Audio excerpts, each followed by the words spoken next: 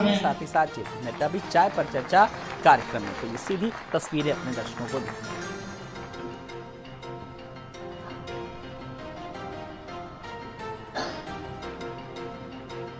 आज के इस पूर्व सैनिकों के कार्यक्रम में मंच पर उपस्थित हमारे बहुत ही यशस्वी, लोकप्रिय और संवेदनशील मुख्यमंत्री सम्माननीय योगी आदित्यनाथ जी, हमारे बहुत ही कर्मठ और दूरदृष्टि रखने वाले ऐसे प्रदेश के अध्यक्ष श्री भूपेंद्र चौधरी जी, हमारे केंद्र सरकार में मंत्री और हमारे इस गाजीपुर क्षेत्र के क्लस्टर को संगठन की दृष्टि से देखने वाली ऐसी हमारी बहन अन्नपूर्णा देवी जी, हमारे बहुत ही जुझारू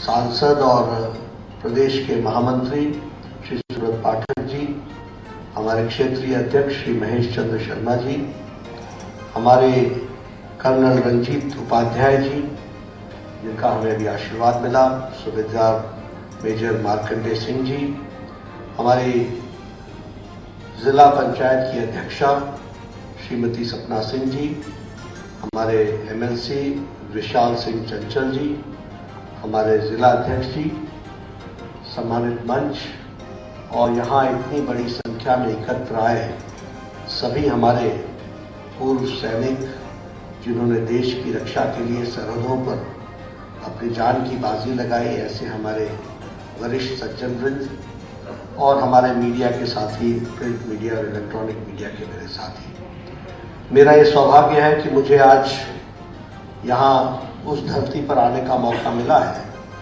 जहाँ से हमारे परमवीर चक्र विजेता अब्दुल हमीद जी का संबंध है।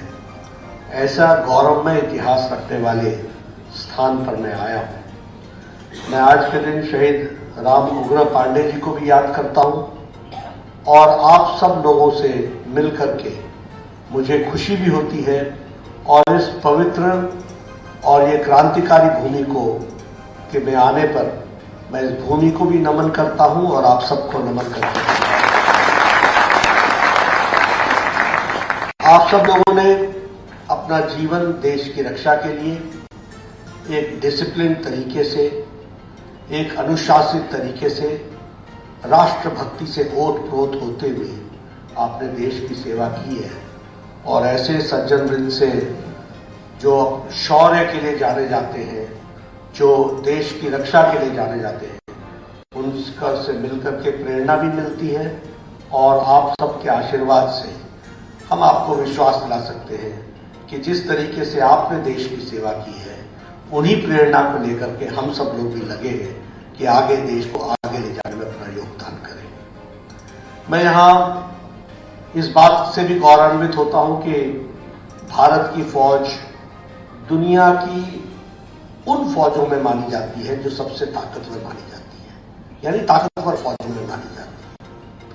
और सिर्फ हार्डवेयर में ही नहीं, हार्डवेयर मतलब सिर्फ व्यवस्थाओं में ही नहीं, उसके फौजी की ताकत में मानी जाती है, यानी सॉफ्टवेयर भी उसका उतना ही स्ट्रांग है, यह दुनिया मानती है फौज के बारे में, जो मैं आपसे कहना चाहता हूं। हमेशा क्राइसिस के समय में, चाहे वो क्राइसिस कोई आपदा के कारण हो, चाहे वो क्राइसिस बॉर्डर पर हो, चाहे वो क्राइसिस किसी भी तरीके का रहा हो, आप सब लोगों ने अपने जीवन को उस कार्य में तत्परता से, तल्लीन से लगाया है और इस कारण से आज हम सुरक्षित दिखते हैं।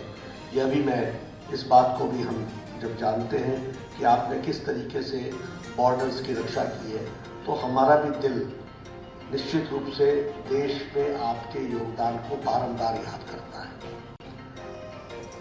आप सब लोगों ने में से कुछ लोग होंगे जिन्होंने शायद 65 की लड़ाई देखी हो, 71 की लड़ाई देखी हो, कारगिल का युद्ध देखा हो। इस सभी युद्धों में हम जिन विपरीत परिस्थिति में लड़ते रहे और जिन विपरीत परिस्थिति में हमने देश की रक्षा की है, वह सराहनीय है और उसके लिए भारत का एक एक जनता, भारत की एक एक नागरिक आपको सलाम करता है और आपका यश काम करता है।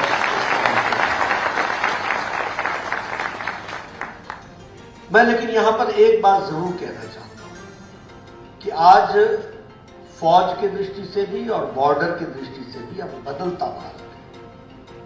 अब वो भारत नहीं है जो आपने कुछ समय पहले देखा होगा। अब वो बॉर्डर नहीं है जो आपने कुछ समय पहले उसकी स्थिति देखी।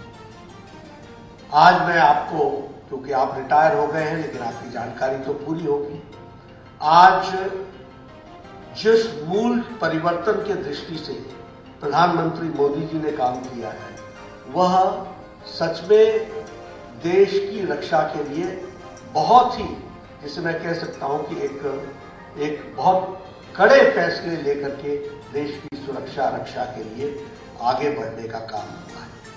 और जब मैं ये कहता हूं तो टेररिज्म का विषय उठा लीजिए। हमेशा विदेश नीति में भारत को दोषी माना जाता था। आज प्रधानमंत्री जी ने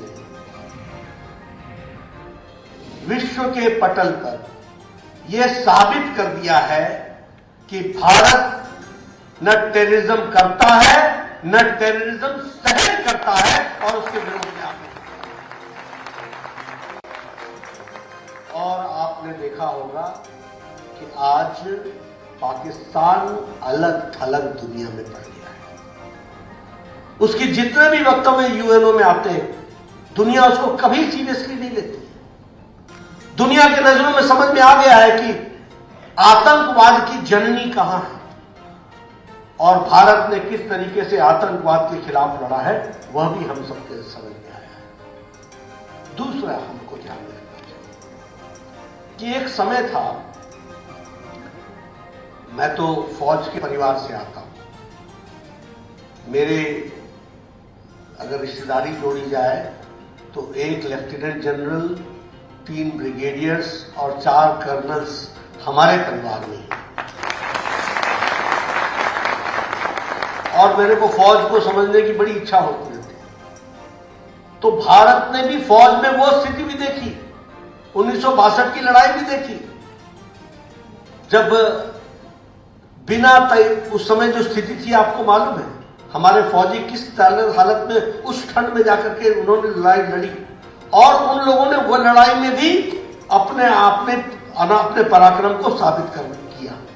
वह भी हम लोगों ने देखा। लेकिन हम लोगों ने यह भी देखा कि हमारी नीति क्या थी, सामान बाहर से खरीदो, सामान बाहर से खरीदो।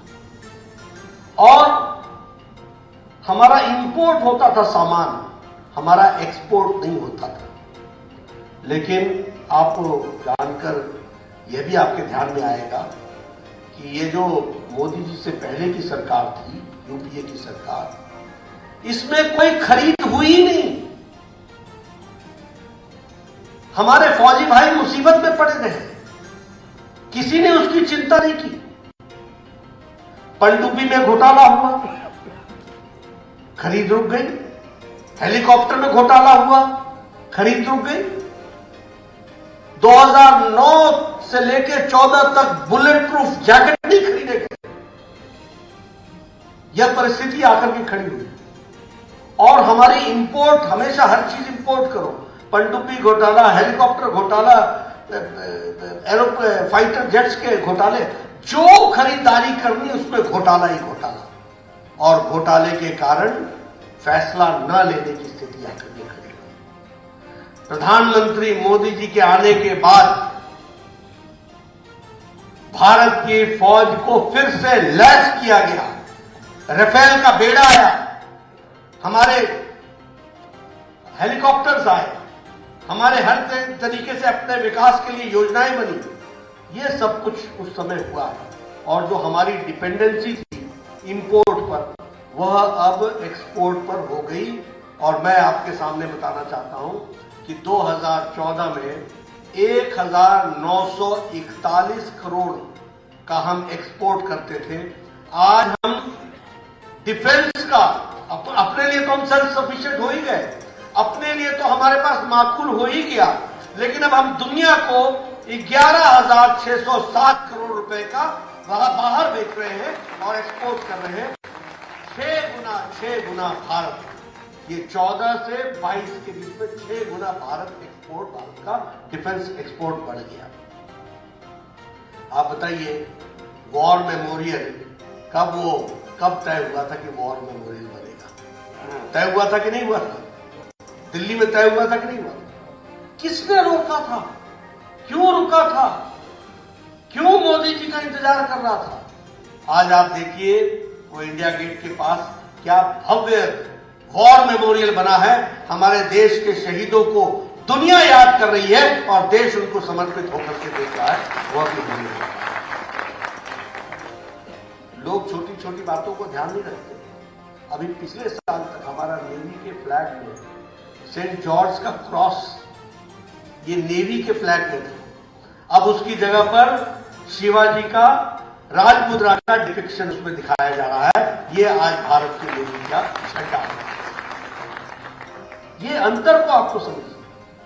कभी सोचा था कि हम INS विक्रांत वो भारतीय इंडिजिनस होगा, उसमें 76% का कार्य जो होगा वो भारतीय होगा, और वो INS विक्रांत हमारा जो बेड़ा है वो बेड़े में शामिल होगा। लेकिन आज वो शामिल हो गया है, वो भी हम सबको पता है। हमारा जो मल्टी रोल कॉम्बैट हेलीकॉप्टर है LCH प्रचंड, इसकी भी तैयारी चली है और इसको भी हम आगे बढ़ाने का प्रयास कर रहे हैं। उसी तरीके से C-295 ट्रांसपोर्ट एयरक्राफ्ट, इसकी भी मैन्युफैक्चरिंग पूरी की पूरी भारत में वडोदरा में हो रही है। ये भी हमको ध्यान में रखना चाहिए। और इसी तरह की ये लगभग 21,935 करोड़ रुपए इस पर खर्च हुए। उसी तरीके से अगर हम देखें तो हमारा जो प्रोक्योरमेंट कैपिटल बजट के लिए है वो 68% कैपिटल प्रोक्योरमेंट बजट पर खर्च हो रहा है, ताकि हमारी डोमेस्टिक इंडस्ट्री डिफेंस की बढ़ सके, हमको दूसरे पर निर्भर न करना पड़े। यह परिस्थिति आकर के खड़ी हुई। आप देखते होंगे टेररिज्म में आए दिन कभी काशी में ब्लास्ट हो रहा है, काशी में कचहरी में ब्लास्ट हो रहा है, संकट मोचन में ब्लास्ट हो रहा है, कहीं और ब्लास्ट हो रहा है। आज टेररिज्म की सारी गतिविधि, कुछ घटनाएं J&K में, कुछ पंजाब में कुछ घट रही हूं, लेकिन सारे देश में टेररिज्म की गतिविधि जीरो हो गई है। इसको भी ध्यान रखना होगा और उसको हम आगे बढ़ाएंगे। 300 आइटम्स अब भारत में ही डिफेंस की बनेंगी, 300 आइटम्स। कभी सोचा था कि ऐसे कड़े फैसले कोई सरकार लेगी? मोदी जी की सरकार ने लिया। हम बार बार हर एक चीज बाहर से मंगवाते हैं। अब 300 आइटम्स भारत में बनेंगे, इस तरीके की स्थिति। मैं फौजियों के परिवार से आता हूं। आप लोग खुद फौजी हैं, आप सब लोग मुझसे ज्यादा जानते हो, मैं आपको इसमें क्या बोलूं। लेकिन सच्चाई क्या थी कि पुंछ के बॉर्डर पर गोली चलती थी और रिपोर्ट होता था नगरोटा में, और नगरोटा रिपोर्ट करता था अंबाला के कोर हेडक्वार्टर, एरिया हेडक्वार्टर को, और अंबाला रिपोर्ट करता था चंडी मंदिर के कोर हेडक्वार्टर को, और चंडी मंदिर रिपोर्ट करता था दिल्ली को, और दिल्ली बोलता था रुको आपको जवाब देते हैं। हमारा फौजी वहां गोली से लड़ रहा है, वो बेचारा पुंछ से पूछ रहा है रास्ता क्या है। पहले नगरोटा, नगरोटा से अंबाला, अंबाला से चंडी मंदिर, चंडी मंदिर से दिल्ली हेडक्वार्टर, और दिल्ली हेडक्वार्टर का जवाब रुक जाओ। जब से मोदी जी आए हैं तब से फैसला हुआ है जहां से गोली चले वही जवाब देकर के समाप्त कर दिया। Standing order, standing order.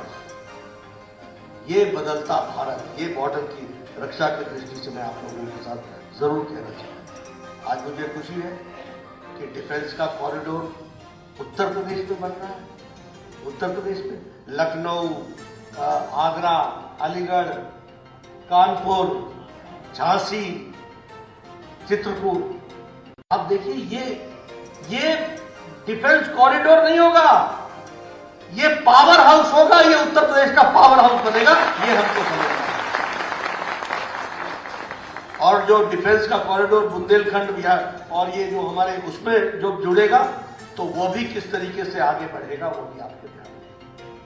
मैं आप सबको एक निवेदन करना चाहता हूं, ये जो फसली बटेरे हैं ना, इनसे जरा सा जरूर सावधान। अब आप कहेंगे फसली बटेरे कौन है? ये ऐसे होते हैं जब फसल लग जाती है ना तो आते हैं चढ़ के चल लेते और कुछ नहीं करते।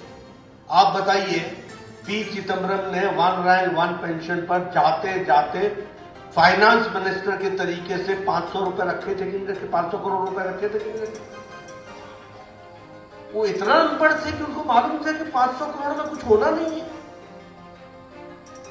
ये one rank one pension 500 crore में निपटना था क्या? आज मोदी जी ने वन रैंक वन पेंशन के लिए 35,000 करोड़ रुपए आपके खातों में पहुंचाया। 35,000 और उसी तरीके से हमारे बजट में जो हमारा बजट था 44,000 करोड़ से उसको बढ़ा करके 1 लाख, हमारा जो पेंशन का बजट था, क्षमा करिएगा, जो पेंशन का बजट था वो 44,000 करोड़ रुपए से बढ़ करके अब 1,12,000 करोड़ रुपए डिफेंस का। उसी तरीके से increase one rank one pension में 40% की गई है और इंक्रीज जो प्रेजेंट आर्मी मैन है जो अभी वर्तमान में काम कर रहे हैं उनकी तनख्वाह में 55% की वृद्धि की गई है। ये भी आपको ध्यान रखना। और प्रधानमंत्री जी का मानना है कि अगर फौजी ताकतवर बनता है तो देश ताकतवर बनता है और देश की सुरक्षा होती है। आपने देखा होगा कौन प्रधानमंत्री है जिन्होंने अपनी दिवाली हमेशा फौज के साथ मनाई और वो भी सरहद पर मनाई। ये संदेश है, आप अकेले नहीं हैं बॉर्डर पर। देश का प्रधानमंत्री और देश के प्रधानमंत्री के साथ साथ 140 करोड़ का देश आपके साथ खड़ा है, इस बात का संदेश। और उसी तरीके से आप देखिएगा आपके यहां जो हमारे कॉम्बैटेंट जो हमारे पोस्ट थी वह भी कन्वर्ट करके नॉन कॉम्बैटेंट पोस्ट जो थी उसको भी कॉम्बैटेंट पोस्ट में 57,000 लोगों को उसमें भी जोड़ा गया है। वो भी हम आपको बताना चाहते हैं।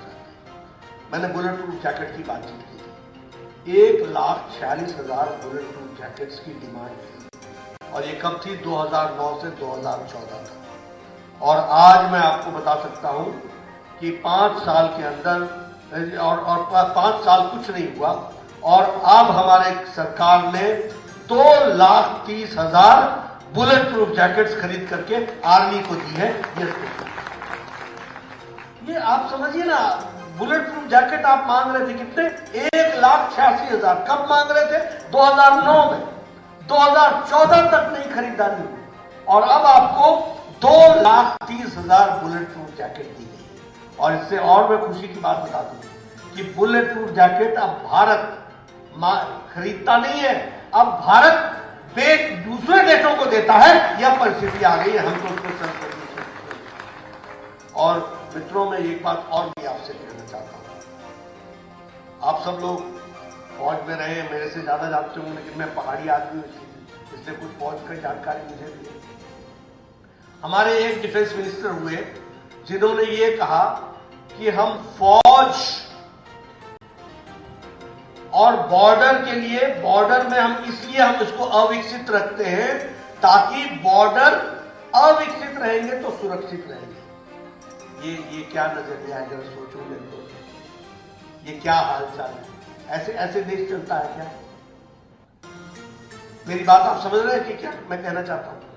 एक डिफेंस मिनिस्टर ने कहा कि अगर बॉर्डर असुरक्षित, अगर बॉर्डर में वहां पहुंचने की व्यवस्था कम होगी तो बॉर्डर सुरक्षित होगी। अरे आपके आंखें नीचने से दुश्मन तो आंखें नीच नहीं रहा है। चाइना तो बना रहा था सड़क, तो आपको भी तो बनानी थी। और आपको ध्यान में होगा कि मैं क्योंकि पहाड़ का हूं इसलिए आपको बता रहा हूं और एक अपने इलाके का बता रहा हूं। अगस्त महीने से योगी जी हमारे यहाँ ट्रक चल पड़ते थे, अगस्त महीने से अक्टूबर महीने तक सारा रसल और सारा रसद ले पहुंचाया जाता था। पूरे 4-6 महीने पूरा सामान पहुंचाया जाता था और अक्टूबर महीने में बर्फ गिर जाती थी और ले का रास्ता बंद हो जाता था और मई महीने तक वही रसद पर सारी फौज चलती थी। हमें खुशी है कि आदरणीय प्रधानमंत्री जी ने 10 किलोमीटर की अटल टनल बना करके 12 महीने सड़क अब ले के लिए खुली है और कोई भी तरीके से रसद रखाने की जरूरत नहीं है, वहां पहुंचता है, सामान पहुंचता है। दूसरी बात, आप सब लोग फौज में रहे हो, आपको मालूम होगा एक कॉन्वॉय चलता था, आगे अफसरों की जीप चलती थी, पायलट चलती थी, उसमें हरी झंडी होती थी और फिर उसके बाद 50 ट्रक होते थे, 1 टनर, 2 टनर, 3 टनर और सबसे अंत में होता था लाल रंग की झंडी। और फिर आप एक ब्रिज पर पहुंचते थे, वहां आपको हरी झंडी दी जाती थी, फिर 300 ट्रक निकाले जाते थे और 300 ट्रक निकलने के बाद फिर रास्ता खुलता था और आपको भी एक पुल क्रॉस करने में 3-3 घंटे लगते थे, रुकते थे 3-3 घंटे। आपको याद होगा यह तस्वीर। आज प्रधानमंत्री जी ने 2014 से 2022 के बीच में 3600 किलोमीटर की सड़क बॉर्डर पर बना दी है। ऑल वेदर रोड है, all weather road, all weather road, हर रोड और डबल लेन है। और आपके पुल जो ऐसे हिचकोले खाते थे, एक ट्रक निकालो फिर दूसरा ट्रक निकालो, मेरी आंखों से देखी हुई चीज है, मुझे बताने की जरूरत नहीं है। आज पक्के कंक्रीट के डबल लेन ब्रिजेस और हाइट क्या है, 14,000, 13,000, 12,000 की हाइट पर वो सड़क बन करके बीआरओ ने तैयार कर दी है। और आज हमारे बॉर्डर पर हमारे को कहीं भी पहुंचना हो, और इसीलिए जब डोकलाम का इंसिडेंट हुआ तो आपको याद होगा 2 दिन के अंदर हमारी भारत की फौज वहां पर तैनात थी, यह परिस्थिति आ चुकी है। इसलिए आज हम गौरवान्वित महसूस करें कि भारत में फौज को देखने का नजरिया आदरणीय प्रधानमंत्री मोदी जी ने किस तरीके से बदला है और आज भारत किस तरीके से खड़ा है, हमारी फैसिलिटीज कितनी ज्यादा है, किस तरीके से हमारे सैनिक हेलीकॉप्टर्स आज काम कर रहे हैं, किस तरीके से हमारे बाकी हेलीकॉप्टर्स काम कर रहे हैं, किस तरीके से हमारा बेड़ा बढ़ गया है। कभी पाकिस्तान ने सोचा था कि ये सर्जिकल स्ट्राइक होगी, कभी सोचा था क्या, आदत बिगड़ी हुई थी। और ये सारे जम्मू कश्मीर में पाकिस्तान के पैसे पर बैठे हुए टेररिस्ट मौज बना रहे थे और भारत सरकार उनसे शांति वार्ता करती थी। प्रधानमंत्री मोदी जी ने सबको जेल के अंदर डाला और पाकिस्तान को बता दिया, ना आप उठा के बात करेंगे ना गिरा के बात करेंगे, आंखों में आंखें मिला करके बात करेंगे और खड़ा करेंगे। मुझे याद है प्रधानमंत्री जी ने कहा था जब ये हमारे पुलवामा की घटना घटी थी, प्रधानमंत्री जी का वक्तव्य था, तुमने बहुत बड़ी गलती कर दी है, तुमको इसका खमियाजा भुगतना पड़ेगा। प्रधानमंत्री इस तरीके से कभी किसी ने कहा है?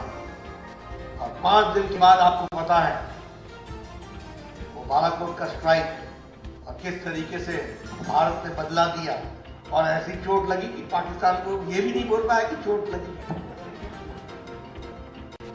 ये बदलता भारत है, मैं आपके सामने सारे आंकड़ों के साथ बता रहा हूं। और इसलिए मैं आपसे एक निवेदन करूंगा कि हमें पहचानना होगा, अगर हमको अंधेरे से बचना है तो उजाले को पहचानना होगा, और उजाले का मजा लेना है तो अंधेरे की क्या स्थिति होती है यह भी जानना होगा। किस तरीके से सही पार्टी आती है तो क्या फैसले होते हैं। आज उत्तर प्रदेश आपका डिफेंस कॉरिडोर बन जाएगा, पावर हाउस बन जाएगा, बुंदेलखंड बदल जाएगा, जो बिल्कुल विपरीत परिस्थिति में था। अभी वहां पानी के लिए आपने व्यवस्था की है, सूखा बिल्कुल ड्राई एरिया था, आज वहां पानी पहुंचाने की व्यवस्था होगी। मुख्य धारा में लाने की कोशिश हो। आप बताइए, गाजीपुर पिछले 5-7 साल में बदल गया कि नहीं बदल गया? बदला कि नहीं बदला? सड़कें बन रही है कि नहीं बन रही है? काम चला है कि नहीं चला है? ये फर्क। मेडिकल कॉलेज में मुझे याद नहीं, लेकिन यहां तो दिया है। और 35 मेडिकल कॉलेज, जिसमें से 13 मेडिकल कॉलेज एक मुश्त उत्तर प्रदेश को मिले। उत्तर प्रदेश का 35 नए मेडिकल कॉलेज बन रहे हैं, 35 मेडिकल कॉलेज। नहीं तो सब लोग बोलते थे एक ये रहेगा गाजीपुर में। हो, मैं ठीक बोल रहा हूं कि नहीं बोल रहा हूं? चलल जाए चलल जाए, अब सब बोलते आवल जाए। ये फर्क आ गया। और ये इसलिए प्रधानमंत्री जी ने, योगी जी प्रधानमंत्री जी ने जो आशीर्वाद दिया, योगी जी ने उसको धरती पर बहुत अच्छे से लगाया, पूरी ताकत के साथ लगाया है। पानी, बिजली, सड़क, इंस्टीट्यूशंस, हर तरीके की फैसिलिटीज। आज वाराणसी में आपके यहाँ हॉस्पिटल की कैपेसिटी बढ़ा दी गई कि नहीं बढ़ा दी गई? आज वाराणसी की यूनिवर्सिटी में बड़े बड़े चेयर्स बन रहे हैं कि नहीं बन रहे हैं? हर एक दृष्टि से विकास हो रहा है। तो यह कुल मिलाकर के इस इलाके के विकास से जुड़ा हुआ विषय है। और मैं आप लोगों को फिर से सलाम करता हूं, नमन करता हूं कि आप लोगों ने देश की रक्षा के लिए अपना जीवन लगाया है। लेकिन आपको संतोष होगा कि आज की सरकार आपके किए गए कार्यों की कदर भी करती है और आगे वो फौज और मजबूत हो, इसमें कोई कसर नहीं छोड़ने वाली है और देश को आगे ले जाने वाली है। यही मैं कहना चाहूंगा। आपने मेरी बात सुनी, आपका बहुत बहुत धन्यवाद। धन्यवाद माननीय अध्यक्ष जी, माननीय मुख्यमंत्री जी, माननीय केंद्रीय राज्य मंत्री जी,